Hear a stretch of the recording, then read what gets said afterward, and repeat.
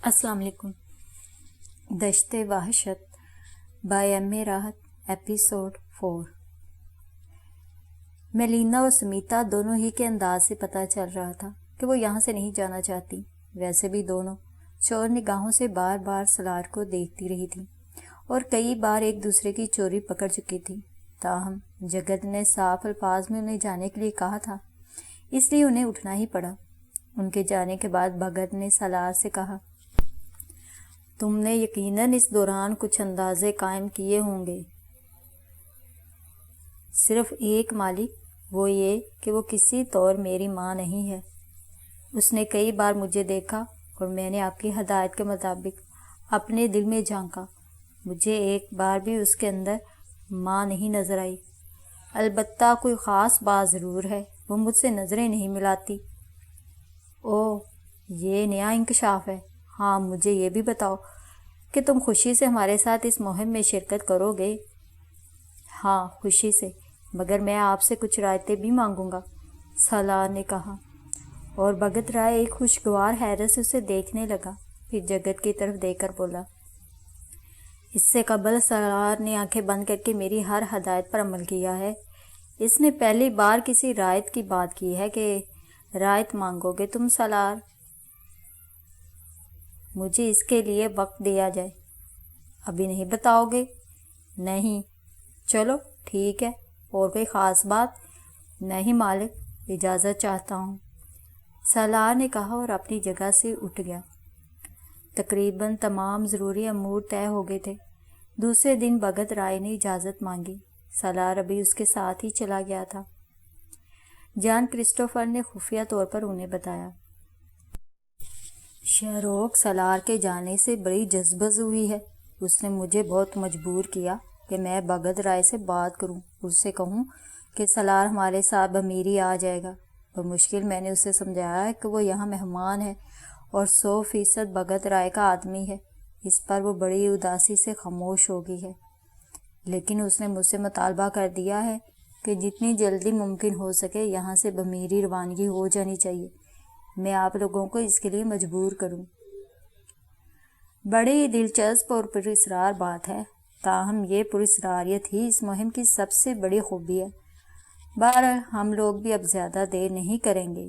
तुम अपने तौर पर उसे इत्मीनान दिला देना। उसके अलावा मुझे बताओ जॉन क्रिस्टोफर कि तुमने एक शोहर होने की हैसियत से उससे ये मालूम करने की कोशिश नहीं की उसने सलार की माँ होने का दावा किस बुनियाद पर किया है, सलार का बाप कौन था वगैरह।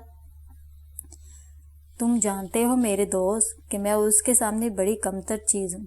जिस सवाल का जवाब वो ना देना चाहे उसके लिए सख्ती से मुझे इनकार कर देती है और मैं इस सवाल को दोहरा नहीं सकता। वही बात कि बहुत सी चीज़ें वक्त से पहले मुंकशिफ नहीं की जा सकती और ये राज भी ऐसा ही एक राज है।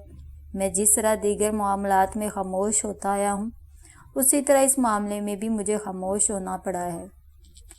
जगत चौहान गर्दन हिलाकर रह गया था। बहुत कम ऐसा मौका आया था जब शहरोग ने मेलिना को खुद से मुखातिब किया। मेलिना उससे दूर दूर ही रहती थी और उसके करीब जाने की कोशिश नहीं करती थी, लेकिन उस वक्त वो खुद मेलिना के पास पहुंची थी और मेलिना उसे देखकर हैरान हुई थी। और अब ऐसा भी नहीं है कि तुम्हारे पास आने से मुझे गुरेज हो। क्या तुम मुझे कुछ वक्त दोगी? जी आइए, मेलिना ने किसी हद तक खुश अखलाकी से कहा। शरोक उसके पास आकर बैठ गई।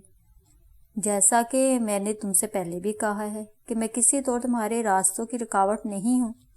तुम अपने तौर पर जियो और मैं अपने तौर पर जी रही हूँ। बेशक मैं जानती हूँ कि एक रवायती अमल के तहत हमारे दरमियान थोड़ी सी खिंचावट है, लेकिन वो अपनी जगह। अगर कभी तुम्हारी कोई मुश्किल मेरे ज़रिए हल हुई तो तुम्हारी दोस्ती हासिल करने के लिए मैं तुम्हारी उस मुश्किल में तुम्हारा साथ दूंगी। शुक्रिया मैडम शरोक, मेलिना उससे उसी तरह मुखातिब होती थी। शरोक ने दरवाजे की तरफ देखा और फिर अपने कान का रुख उस जानिब कर दिया। मेलिना जानती थी कि शरोक हवा के दोष पर आने वाली आवाज़ों को सुन लिया करती है और यकीनन उस वक्त वो अंदाज़ा लगाने की कोशिश कर रही थी कि दरवाजे के आस पास कोई मौजूद है या नहीं। تب اس نے مطمئن لہجے میں کہا، میلینا، میرے ساتھ تو پہلی بار تم کسی مہم میں شرکت کر رہی ہو، اور یہ بات میرے لیے ایک حیرت انگیز دلچسپی کا باعث ہوگی۔ خطرناک حالات میں وہ کس طرح اپنا تحفظ کرتی ہے، اور مہم جو کو اپنی بیٹی پر کس حد تک اعتماد ہوتا ہے۔ تاہم تم ایک نوجوان اور خوبصورت لڑکی ہو۔ اس بار جن راستوں پر سفر کیا جا رہا ہے ان کے بارے میں جان کرسٹوفر کا کہنا ہے کہ وہ اس طرف پہلے کبھی نہیں گیا، لیکن میلینا، وہ میرا علاقہ ہے۔ میں بہت چھوٹی سی عمر میں وہاں سے جدا ہو گئی ہوں، لیکن اس علاقے کا چپا چپا میرے ذہن میں بسا ہوا ہے، اور بہت سی جگہوں کو میں حیران کن طریقے سے جانتی ہوں۔ وہاں اگر کسی طرح کوئی خطرہ پیش آیا تو یقین کرو بے غرض ہو کر میں تمہاری مدد کروں گی۔ شکریہ میڈم شروق، آپ کے الفاظ مجھے اچھے لگے ہیں اور اپنے اپنے محسوس ہوئے ہیں۔ کوئی بھی کام بے مقصد اور بے غرض نہیں ہوتا۔ شاید ہی کبھی ایسا کوئی موقع آیا ہو، یا آیا بھی ہو تو ایک آدھ بار، جب میں خود آ کر تم سے ملی ہو۔ اس وقت میں تمہارے پاس ایک خاص مقصد کے تحت آئی ہوں۔ جی، آپ بے دھڑک فرمائیے۔ میرے لائق اگر کوئی کام ہوا تو میں اس سے گریز نہیں کروں گی۔ اتفاقیہ طور پر یہ کام ہم دونوں کا مشترکہ ہے۔ میں سالار کے بارے میں تم سے بات کرنا چاہتی ہوں۔ میلینا ایک دم چونک کر اسے دیکھنے لگی، پھر اس نے خشک ہونٹوں پر زبان پھیری اور بولی، جی فرمائیے۔ وہ ایک پراسرار اور انوکھا کردار ہے، اور میلینا، میرے پاس کچھ پراسرار علوم ہے۔ اس کے علاوہ عمر کا تجربہ بھی ہے۔ میں بہت سی باتیں بہت دور سے دیکھ اور سمجھ لیتی ہوں۔ میلینا کا دل زور سے دھڑکا۔ شروع کے ان الفاظ میں ایک دھمکی جیسی چیز کچھ چھپی ہوئی تھی، تاہم وہ سوالیہ نگاہوں سے شروع کو دیکھتی رہی۔ میلینا، میری آنکھوں نے دیکھا ہے کہ تمہارے دل اور تمہارے ذہن میں اچانک ہی سالار کے لیے کوئی جذبہ پیدا ہو گیا ہے۔ لفظوں میں ہیر پھیر کی ضرورت نہیں ہے۔ شاید تم اسے پسند کرنے لگی ہو، شاید تم اس سے محبت کرنے لگی ہو۔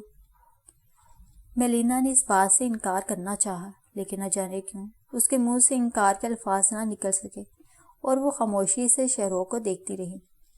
کوئی سوال نہیں کروں گی، تمہارا ہر جواب میرے ذہن میں محفوظ ہے۔ کیا تم نے اس بات پر بھی غور کیا کہ جگت چوہان کی بیٹی سمیتا بھی اسے اسی طرح پسند کرنے لگی ہے، جس طرح تمہارے دل میں اس کی جگہ پیدا ہو گئی ہے؟ بولو، مجھے جواب دو، کیا میرا یہ خیال غلط ہے؟ گڈ، اس کا مطلب ہے کہ تم مجھ سے تعاون کر رہی ہو۔ دیکھو میلینا، سمیتا بھی تمہارے ساتھ اس مہم میں شریک ہوگی۔ ہم لوگ بمیری جا رہے ہیں۔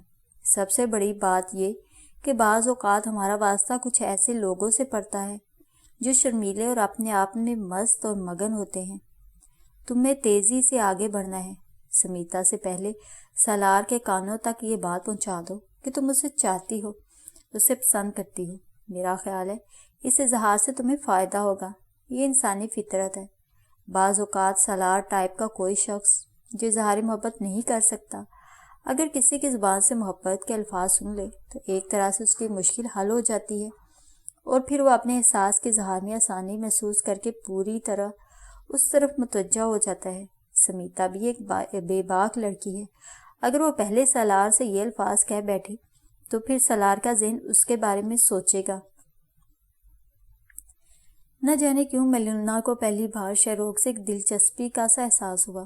بے شک سالار اس کے ذہن پر اثر انداز ہوا تھا، لیکن اس کے فرشتوں کو بھی علم نہیں تھا کہ کوئی چلاک ہستی اس کے احساس کو اتنی جلدی محسوس کر لے گی۔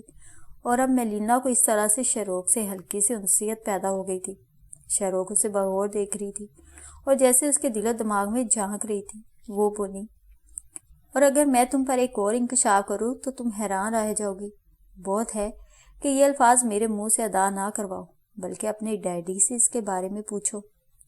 میلینا نے سوالیہ نگاہوں سے شروق کو دیکھا تو بولی، ہاں، تم اپنے ڈیڈی سے یہ سوال کر سکتی ہو کہ کیا سالار سے میرا کوئی رشتہ ہے؟ میلینا پھر اچھل پڑی۔ اب اس نے غور سے شروق کو دیکھا تو ایک دم اسے احساس ہوا کہ سالار کے نقوش میں شروق کے نقوش کی جھلکیاں ملتی ہیں۔ اب یہ پتہ نہیں کہ یہ ایک علاقے کی بات تھی یا پھر کوئی اور مسئلہ۔ وہ مدھم لہجے میں بولی، آپ خود مجھے نہیں بتائیں گی میڈم شروق؟ بتاؤں گی، تفصیل سے تمہیں بتاؤں گی، لیکن میری خواہش ہے کہ اس بارے میں تم جان کرسٹوفر سے سوال کرو، اور جو کچھ میں نے کہا ہے میلینا بمیری پہنچتے ہی تمہیں سالار سے اپنے دل کی بات کہہ دینا ہوگی۔ تم ایک بے باک لڑکی ہو، ان ہندوستانی عورتوں کی طرح شرم کی پڑیا نہیں ہو۔ یہ تو آدھی بے وقوف ہوتی ہیں۔ شاید سمیتا اپنے دل کی بات سالار سے نہ کہہ سکے، یا پھر وہ اگر اندر سے بہت ہی تیز اور بے باک لڑکی ہوگی تو کہہ بھی دے گی، مگر اس سے پہلے تم سالار کے دل و دماغ میں داخل ہو چکی ہوگی اور اسی میں تمہاری جیت ہے۔ مجھے جواب دو، پہلی بات تو یہ کہ کیا تم میرے اس خیال سے انحراف کرو گی؟ نہیں، میلینا نے جواب دیا، جو کچھ میں نے کہا ہے وہ کرو گی؟ انتہائی کوشش کے ساتھ، میلینا نے کہا۔ Very good baby, very good, شیروک نے کہا اور اپنی جگہ سے اٹھ گئی، لیکن میلینا کے دل و دماغ پر وہ عجیب سے اثرات چھوڑ گئی تھی۔ وہ لاتعداد وسوسوں کا شکار ہو گئی۔ حالانکہ یورپ کی پروردہ تھی جہاں بے باکی انتہا کو پہنچی ہوتی ہے، لیکن جس ماحول میں اس نے پرورش پائی تھی وہ بالکل مختلف تھا۔ کتنی ہی بار جان کرسٹوفر کے ساتھ مہمات میں شریک ہوئی تھی، جان کی بازی لگانی پڑتی تھی کبھی کبھی، لیکن وہ ذرا بھی خوف زدہ نہیں ہوتی تھی۔ بہترین نشانہ بازی، موقع کی نزاکت کو دے کر ہر طرح کا عمل بھی کرنا جانتی تھی، لیکن عشق و محبت کے معاملے میں تھوڑا سا صفر رہی تھی۔ کوئی ایسا شخص ہی سامنے نہیں آیا تھا جس نے اسے شدید متاثر کیا ہو۔ پھر شیروک کی آمد کے بعد تو وہ بہت زیادہ بجھ گئی تھی، لیکن اس میں بھی کوئی شک نہیں کہ سالار کو دیکھ کر اس کے دل کی دھڑکنیں عجیب سے انداز میں تیز ہو گئی تھیں۔ اس نے کئی بار سالار کو گہری نگاہوں سے دیکھا تھا، اور پھر بالکل اتفاقیہ طور پر یہ بھی محسوس کیا تھا کہ سمیتا بھی سالار کی جانب راغب ہے۔ وہ ایسی ہی پرکشش شخصیت کا مالک تھا۔ سمیتا کو اس کی طرف راغب دیکھ کر میلینا کو ایک رقابت کا احساس ہوا تھا، لیکن ظاہر ہے سالار اس بارے میں کچھ نہیں جانتا تھا، اور اب شیروک نے اس سے جو کچھ کہا تھا وہ اس کے لیے خاصی دلچسپی کا باعث تھا۔ تاہم اس نے موقع ملتے ہی جان کرسٹوفر کو جا لیا۔ تیاریاں ہو رہی ہیں ڈیڈی؟ ہاں میلینا، یقین کرو اب اس سے کچھ دیر بعد میں تنہائی میں تم سے ملنا چاہتا تھا۔ ساری تفصیلات تمہارے سامنے ہیں۔ میں جانتا ہوں تم بھی ایڈونچر پسند طبیعت کی مالک ہو، لیکن پھر بھی تم سے اس بارے میں بات کر لینا میرے لیے بہت ضروری تھا۔ کیا تم خوش دلی کے ساتھ اس مہم میں شرکت کر رہی ہو؟ فرض کیجیے ڈیڈی، اگر میں اس بات سے انکار کروں تو؟ میلینا نے کہا۔ جان کرسٹوفر کے ہونٹ سکڑ گئے۔ کچھ لمحے وہ سوچتا رہا، پھر بولا، اگر ایسی بات ہے تو میں تمہیں واپس بھیج دوں گا، وہاں مس کولمین تمہارے ساتھ رہیں گی۔ تم خود بھی انہیں پسند کرتی ہو۔ توبہ ڈیڈی توبہ، جب آپ اس مہم سے واپس آئیں گے تو میرے ہاتھ میں پتھر ہوں گے اور میں لوگوں کو پتھر مار رہی ہوں گی۔ جان کرسٹوفر کہکا لگا کر ہنس پڑا تھا۔ اب اتنی بور تو نہیں ہے مس کولمین؟ اچھا ڈیڈی، مجھے ایک بات بتائیے، بالکل سنجیدگی کے ساتھ۔ ہاں بولو۔ وہ کون سا ایسا راز ہے جو میڈم شیروک آپ کو بتا چکی ہیں؟ راز؟ ہاں ڈیڈی، سالار کے بارے میں۔ کیا مطلب ہے تمہارا؟ میں سمجھا نہیں، کیا کہنا چاہتی ہو؟ جان کرسٹوفر اسے تعجب سے دیکھنے لگا، پھر بولا، بیٹے جواب آپ کو ضرور دوں گا، لیکن سوال کی وجہ جاننا چاہتا ہوں۔ وجہ؟ میلینا کے انداز میں ہچکچاہٹ پیدا ہوگی۔ وہ کچھ دیر سوچتی رہی، پھر بولی، حقیقت یہ ہے ڈیڈی کہ اب مجھے آپ پر وہ پہلا جیسا اعتماد نہیں رہا تھا جو آپ نے مجھ سے پوچھے بغیر شادی کر لی۔ آج بھی میڈم شیروک مجھے پسند نہیں۔ آپ نے مجھے اس بارے میں جو کچھ بتایا ہے اس پر میں نے اس لیے خاموشی اختیار کر لی کہ اس کے سوا کوئی چارہ نہیں تھا۔ تاہم اس نے مجھ سے سالار کے بارے میں بات کی ہے۔ میلینا نے اس سلسلے میں اپنے ملوث ہونے کا اعتراف نہ کرتے ہوئے صرف شیروک کے حوالے سے پوری تفصیل اور شیروک کی خواہش بتا دی۔ جان کرسٹوفر کے چہرے پر کسی قدر ناخوشگواری کے آثار تھے۔ پھر اس نے سرد لہجے میں کہا، تم نے مجھ پر بے اعتباری کا اظہار کر کے مجھے دکھ پہنچایا ہے۔ خیر، میرے بارے میں تمہارے جو بھی نظریات ہیں میں انہیں بدلنے کی کوشش نہیں کروں گا، لیکن اتنا ضرور کہوں گا کہ تم نے اس عورت پر غور نہیں کیا۔ میں اس کی پراسرار قوتوں کا شکار ہوا ہوں۔ جان بوجھ کر میں نے یہ سب نہیں کیا۔ اب تم مجھے یہ بتاؤ کہ اس نے تم سے جو کچھ کہا ہے تم وہ کرنا چاہتی ہو؟ میرا ہر عمل آپ کے حکم کے مطابق ہوگا، میلینا نے کہا۔ میں کوشش کروں گا کہ اپنی طرف سے تمہارا دل صاف کر دوں۔ اس نے جو انکشاف کیا ہے وہ یہ ہے کہ سالار اس کا بیٹا ہے۔ کیا؟ میلینا کو اپنے کانوں پر یقین نہیں آیا تھا۔ ہاں، وہ یہی کہتی ہے۔ اور سالار؟ میلینا نے پوچھا۔ وہ بھی اس انکشاف پر دنگ رہ گیا، لیکن بعد میں اس نے حتمی طور پر اس سے انحراف کیا اور کہا کہ یہ کسی طور ممکن نہیں ہے۔ تاہم میلینا، میری خواہش ہے کہ تم اس کی ہدایت پر عمل کرو۔ تم نے میرے ساتھ کئی مہمات میں حصہ لیا ہے، لیکن اس سے زیادہ دلکش اور سنسنی خیز مہم اور کوئی نہیں ہو سکتی۔ اس میں ہم پراسرار ترین واقعات میں لپٹے ہوئے اسرار و رموز کی سرزمین کا سفر کریں گے۔ قدم قدم پر تجسس ہوگا، اور اس کا تمہیں وہاں جا کر خود اندازہ ہو جائے گا۔ گویا مجھے وہ کرنا ہے جو میڈم شروق نے کہا ہے، اگر تمہارے لیے ممکن ہو تو، جان کرسٹوفر نے کہا۔ میلینا سوچ میں ڈوب گئی، کچھ دیر سوچتی رہی، پھر اس نے جان کرسٹوفر کا چہرہ دیکھا اور چونک پڑی۔ پھر وہ اپنی جگہ سے اٹھ کر اس کے پاس پہنچ گئی۔ میں آپ کی بیٹی ہوں ڈیڈی، میری زندگی کا ہر راستہ آپ تک جاتا ہے، آپ کے سوا میرے پاس کچھ نہیں۔ اگر آپ میرے جذبات سمجھ رہے ہیں تو ٹھیک ہے، ورنہ میں ان سوچوں کی مجرم تو ہوں۔ اتنا کہہ کر وہ واپسی کے لیے مڑی اور کمرے سے باہر نکل گئی۔ جان کرسٹوفر کچھ لمحے سنجیدگی سے دروازے کی طرف دیکھتا رہا، پھر بے اختیار اس کے ہونٹوں پر ایک شفقت بھری مسکراہٹ پھیل گئی۔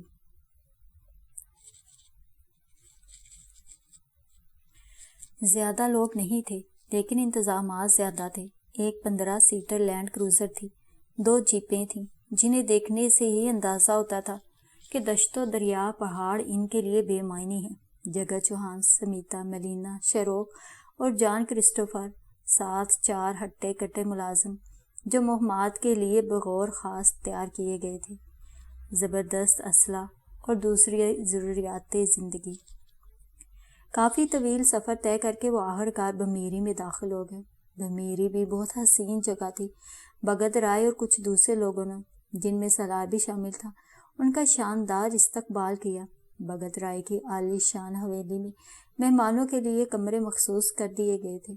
ڈنر میں کچھ باہر کے لوگ بھی شامل تھے، جن میں کنور دلاور بھی اپنی بیوی اور بیٹی کے ساتھ موجود تھے۔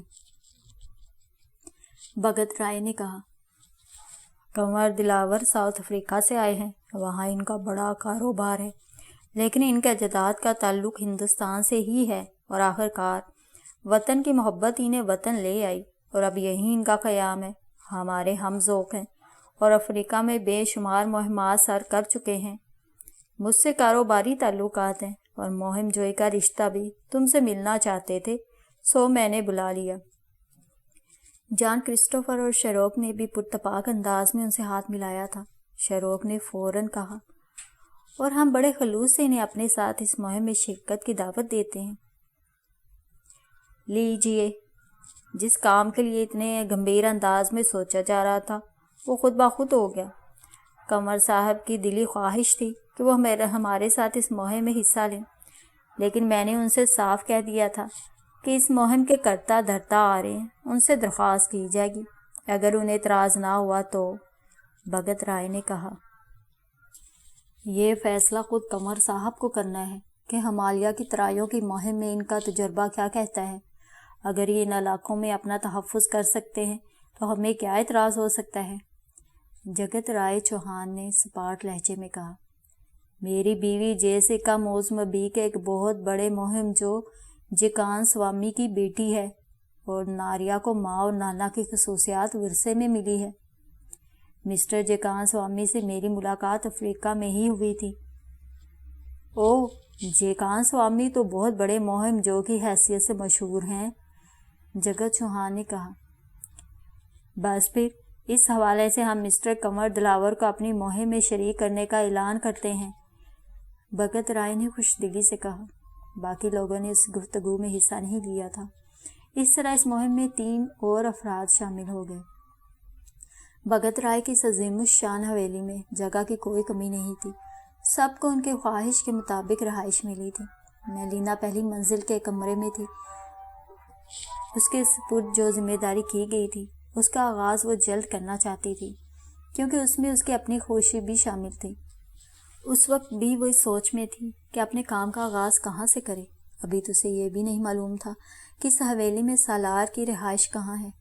تمام امور سے فراغت کے بعد وہ ایک کھڑکی کے پاس آ کھڑی ہوئی۔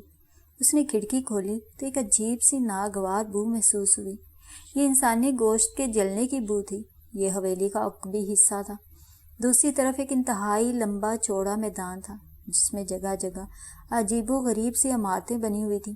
یہ عمارتیں جنہیں کسی کی رہائش گاہ بھی نہیں کہا جا سکتا تھا، ناقابل فہم تھیں۔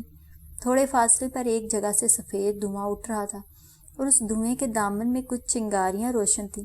تیز ہوا چل رہی تھی جس سے یہ چنگاریاں منتشر ہو رہی تھیں۔ میلینا کی سمجھ میں کچھ نہیں آیا۔ وہ پھٹی پھٹی آنکھوں سے اس عجیب و غریب منظر کو دیکھنے لگی۔ تبھی اسے اپنے عقب میں قدموں کی آوازیں سنائی دیں۔ پلٹ کر دیکھا تو سمیتا مسکراتی ہوئی اندر آ رہی تھی۔ آؤ سمیتا، ادھر آؤ، ذرا یہاں سے باہر کا منظر دیکھو۔ دیکھ کر آئی ہوں، میرا کمرہ تمہارے کمرے سے 5واں ہے اور یہ ویران منظر ہر جگہ سے نظر آتا ہے، مگر یہ بو اور وہ عجیب سی روشنی کیسی ہے؟ وہاں کوئی انسان تو نظر نہیں آ رہا ہے۔ کیا ہے یہ؟ ہندوؤں کا قبرستان۔ ہمارے دھرم میں مردے جلائے جاتے ہیں، انہیں دفن نہیں کیا جاتا۔ وہاں چتا جل رہی ہے۔ میں نے سنا ہے انسانوں کو جلا کر راکھ کر دیا جاتا ہے۔ او مائی گاڈ، یہ انسانی گوشت جلنے کی بدبو ہوئی ہے۔ کیا یہاں بدبو ہر وقت رہتی ہے؟ نہیں، تھوڑی دیر کے بعد ہوا میں منتشر ہو جائے گی۔ ویسے دیکھو کتنی پرسکون جگہ ہے۔ کیا موت کے بعد انسان کو اسی طرح سکون مل جاتا ہے؟ پتہ نہیں، میں کبھی مری نہیں ہوں، میلینا نے خوشگوار مسکراہٹ کے ساتھ کہا۔ کھڑکی بند کر دیں، یہ بدبو بہت بری لگ رہی ہے۔ تمہارے پاس ایئر فریشنر ہے؟ ہاں ہے، میں لاتی ہوں۔ کھڑکی بند کر دی گئی اور میلینا نے اپنے سامان سے ایئر فریشنر نکال کر پورے کمرے میں سپرے کر دیا۔ پھر بولی، بیٹھو، تمہارا آنا مجھے اچھا لگا ہے۔ میں خود بھی دوستی کی قائل ہوں۔ شکریہ۔ ہمیں دوست بننا چاہیے کیونکہ ہم ایسے پراسرار ویرانوں میں جا رہے ہیں جہاں ایک دوسرے کو رفاقت کی شدید ضرورت ہوتی ہے۔ دونوں آمنے سامنے بیٹھ گئیں۔ سمیتا ہنس کر بولی، ہمارے درمیان ہماری عمر کی ایک اور لڑکی بھی شامل ہوئی ہے جس کا نام ناریا ہے۔ اچھی بات ہے، اپنی ہم عمر لڑکیاں ساتھ ہوں تو ہنسنے بولنے کا لطف بھی آتا ہے۔ ہم لوگ کوشش کریں گے کہ ایک ہی جیپ میں رہیں۔ ہاں، کیوں نہیں؟ ایک بات کہوں میلینا، کیا تمہارے ذہن میں اس قدر گنجائش ہے کہ نازک موضوعات پر بھی آسانی سے بات کر لوں؟ سالار ذہن میں ہے۔ میلینا نے خود کو بہت آگے کی چیز ہونے کا مظاہرہ کیا۔ سمیتا ہنس پڑی، پھر بولی، ہاں، اصل میں اس وقت جب وہ ہمارے سامنے بیٹھا ہوا تھا تو میں نے تمہاری نگاہوں کو دیکھا تھا اور مجھے یقین ہے کہ تم نے بھی مجھے خاص طور پر پڑھنے کی کوشش کی تھی۔ ہم دونوں کو یہ احساس ہوا تھا کہ ہم سالار کو پسندیدگی کی نگاہ سے دیکھ رہے ہیں۔ یہ بالکل سچ ہے، اور ایک اور سچ یہ ہے کہ ہم نے اسے کسی کی جانب متوجہ نہیں دیکھا۔ گڈ، سمیتا، تم مجھے مزید پسند آئی ہو اس گفتگو کے بعد، اور تم بھی مجھے پسند آئی ہو۔ دیکھو، یہ زندگی کے سچے کھیل ہیں اور ہم سمجھتے ہیں کہ اب وہ دور نہیں رہا کہ ہم زبردستی کسی کو اپنی مٹھی میں بند کرنے کی کوشش کریں۔ میرا خیال ہے ہم دونوں کو سالار کے سلسلے میں کوشش کرنی چاہیے۔ ہم اپنی کوشش کر کے دیکھ لیں، وہ جس کی جانب بھی متوجہ ہوا دوسرا اسے بہکانے کی کوشش نہیں کرے گا اور اس کے حق میں دستبردار ہو جائے گا۔ مگر میری ایک بات اور سنو ڈیئر سمیتا، اگر وہ کوئی فراڈ نکلا، اس نے ہم دونوں ہی سے رجوع کرنے کی کوشش کی، تب کیا کرو گی؟ یہ تو بڑی دلچسپ بات ہوگی۔ پھر ہم دونوں مل کر اسے بے وقوف بنائیں گے، اور اگر بات کسی حد تک سنجیدہ ہو گئی، نہیں، ہم سنجیدہ نہیں ہونے دیں گے۔ ہاں، اپنی پسند کے حصول میں کوئی بات نہیں ہے۔ اگر کسی شکل میں ہماری پسند ہمیں مل جاتی ہے تو پھر ٹھیک ہے، پھر کوئی اعتراض نہیں ہوگا۔ ٹھیک، تو پھر اب کیا کہتی ہو؟ میرا خیال ہے کہ موقع ملتے ہی ہم اس سے بات کرتے ہیں، پہلے تم یا میں۔ سمیتا نے ایک ٹیڑھا سوال کر ڈالا اور پھر خود ہی بولی، چلو ٹاس کر لیتے ہیں۔ ٹاس میلینا نے جیت لیا تھا۔ ٹاس جیتنے کے بعد میلینا نے اپنا داہنا ہاتھ آگے بڑھا دیا اور دونوں نے بڑی گرمجوشی سے ہاتھ ملایا۔ کنور دلاور بہت دلچسپ آدمی تھا، ہنسنے بولنے والا۔ جیسیکا بھی ان سب کو پسند آئی تھی، البتہ ناریا خود کو لیے دیے رکھنے کی عادی تھی۔ سمیتا اور میلینا نے اپنے منصوبے کے مطابق ابھی اسے زیادہ اہمیت نہیں دی تھی۔ لیکن دونوں کا متفقہ فیصلہ تھا کہ بعد میں اس سے دوستی کر لی جائے گی۔ رات کو کھانے کے بعد کافی دیر گپ شپ رہی۔ سمیتا بھی میلینا کے ساتھ تھی۔ شہروگ پوری طرح سنجیدہ ہو کر مردوں کے ساتھ اس مہم کی تیاریوں کے سلسلے میں اپنے مشورے دے رہی تھی۔ اس وقت وہ بالکل نارمل عورت لگ رہی تھی، البتہ اس کی شخصیت جسیکا اور ناریا کے لیے حیران کن تھی، اور ماں بیٹیوں نے شاید اس موضوع پر بات بھی کی تھی۔ خاصی رات گزر گئی تو میلینا کو نیند آنے لگی۔ ابھی تک سالار سے اس کا سامنا نہیں ہو سکا تھا۔ اس نے طے کیا کہ کل دن کی روشنی میں سالار کو تلاش کرے گی۔ وہ ٹاس تو جیت ہی چکی ہے، اس لیے بظاہر خطرہ نہیں تھا کہ سمیتا بددیانتی کرے گی۔ اس وقت رات کے 2 بج رہے تھے۔ تھوڑی سی گھٹن محسوس کر رہی تھی اور کبھی سمت کی کھڑکی کھولنے کی ہمت نہیں بڑھ رہی تھی، کیونکہ کل جو بدبو آئی تھی وہ کافی دیر تک پریشان کرتی رہی تھی، لیکن اس کے سوا اور کوئی چارہ کار بھی نہیں تھا۔ چنانچہ اس نے کھڑکی کھولی اور سامنے نگاہ دوڑانے لگی، لیکن آج وہ یہ دیکھ کر حیران رہ گئی کہ وہ عمارتیں جو چھوٹی چھوٹی اور بس یادگار عمارتیں ہی کہی جا سکتی تھیں، ان میں سے ایک عمارت میں مدھم روشنی ہو رہی تھی۔ یہ روشنی غالباً چراغ کی تھی۔ نہ جانے کیوں میلینا پر ایک عجیب سی کیفیت طاری ہو گئی۔ اس کا دل چاہا کہ قریب سے جا کر اس روشنی کو دیکھے۔ پھر روشنی کو قریب سے دیکھنے کی خواہش اس قدر بڑھ گئی کہ وہ تیار ہو کر اپنی جگہ سے نکل آئی۔ حویلی سے باہر جانے کے راستے بہت سے تھے جو اس نے دن میں دیکھے تھے۔ اسے ایک دروازے کے بارے میں علم تھا جو میدان کی جانب کھلتا تھا، چنانچہ اس دروازے سے باہر نکل آئی۔ وہ روشنی اسے تھوڑے فاصلے پر نظر آ رہی تھی۔ وہ بے خوفی سے آگے بڑھنے لگی۔ تبھی اس نے ایک سائے کو دیکھا اور ایک دم اپنی جگہ ٹھٹک سی گئی۔ کوئی اور بھی اس راستے کی جانب جا رہا تھا۔ اس نے حیرانی سے دیکھا۔ تاروں کی مدھم چھاؤ میں اسے یہ اندازہ ہو گیا کہ اس طرف جانے والی کوئی عورت ہے۔ انوکھی وہ اس لیے لگی تھی کہ اس نے سر سے پاؤں تک ایک سیاہ لبادہ اوڑھا ہوا تھا جس میں اس کا چہرہ تک چھپا ہوا تھا۔ البتہ لبادے کی تراش بہت خوبصورت تھی۔ کبھی ہوا سے اس کے ہاتھ کھل جاتے تو یوں لگتا جیسے روشنی چمکی ہو۔ یہ کون ہے اور کہاں جا رہی ہے؟ میلینا نے سوچا، تاہم اب وہ محتاط ہو کر آگے بڑھنے لگی۔ پھر کچھ ہی لمحوں کے بعد اسے اندازہ ہو گیا کہ اس کا رخ بھی اس عمارت کی طرف ہے جہاں مدھم روشنی ہو رہی تھی۔ یہ سب کچھ بہت پراسرار تھا۔ میلینا کا اندازہ تھا کہ یہ جو کوئی بھی ہے اس کا تعلق حویلی سے ہی ہے۔ ویسے اس نے ابھی تک حویلی کے تمام مکینوں کو نہیں دیکھا تھا۔ بہرحال پرتجسس بات تھی۔ وہ چھپ کر آگے بڑھتی رہی۔ راہ کار اس انوکھی طرز کی عمارت کے پاس پہنچ گئی جسے عمارت نہیں کہا جا سکتا تھا۔ یہ شاید مرنے والوں کی یادگاریں تھیں جو ان کی ارتھی جلانے کی جگہوں پر بنا دی گئی تھی۔ دروازہ جس کے دوسری طرف کوئی 5 فٹ مربع جگہ تھی جس کی دیواروں میں طاق بنے ہوئے تھے۔ اس عمارت کے ایک طاق میں وہ چراغ روشن تھا جو دروازے کے عین سامنے تھا اور کھلے دروازے سے نظر آ رہا تھا۔ وہ عورت اندر داخل ہوگی۔ میلینا نے بڑی احتیاط سے اندر جھانکا اور اندر نگاہ پڑتے ہی اچانک اس کے پورے بدن کو شدید جھٹکا لگا۔ چراغ کی روشنی میں اس نے سالار کو دیکھا جو پالتی ماری ایک چوکی پر بیٹھا ہوا تھا۔ اس کے دونوں ہاتھ یوگا کے انداز میں گھٹنوں پر رکھے ہوئے تھے، آنکھیں بند تھیں اور چراغ کی روشنی میں اس کا چہرہ تمتمایا ہوا لگ رہا تھا۔ میلینا کو ساگان پاری یاد آ گیا تھا جو تھائی باشندہ تھا اور اس کے وطن کے ایک یوگا سینٹر میں انسٹرکٹر تھا۔ وہاں یوگا کی نشستوں کے ساتھ جوڈو کراٹے کی تربیت بھی دی جاتی تھی اور میلینا نے وہاں سے بلیک بیلٹ حاصل کی تھی۔ سالار بھی اس وقت اسی انداز میں بیٹھا ہوا تھا، لیکن کوئی بات سمجھ میں نہیں آ رہی تھی۔ اس نے لبادہ پوش عورت کو دیکھا۔ وہ زمین پر بیٹھ گئی تھی اور کچھ کر رہی تھی۔ میلینا نے اچانک روشنی تیز ہوتی محسوس کی۔ پھر اس نے اس چمکدار تھال کو دیکھا جس میں 7 چراغ روشن ہو گئے تھے۔ روشنی میں تیزی انہی چراغوں کے روشن ہونے سے ہوئی تھی۔